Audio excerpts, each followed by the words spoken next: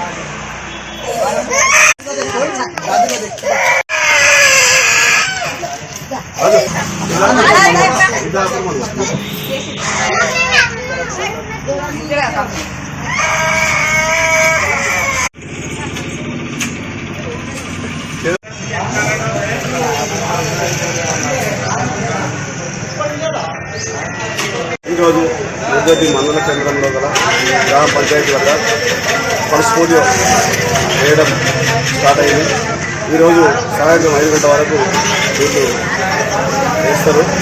మిగతా ఏమైనా లేకపోతే డోర్ టు డోర్ ఎల్లుండి మళ్ళీ ఇంటికి తప్పుకుంటే వాళ్ళందరూ కూడా వేస్తారు. మిరుదొడ్డిలో మొత్తం 420 మంది 0 to 5 years పిల్లలు ఉన్నారు. ప్రతి ఒక్కరికి వేస్తారు. వీళ్ళే కాకుండా మన చార్య అని అంటూ ఉంటారు, ఇంటి వేస్టర్లు కావచ్చు, ఎవరైనా కావచ్చు, ఎవరు వచ్చినా వాళ్ళకు కూడా వేస్తారు.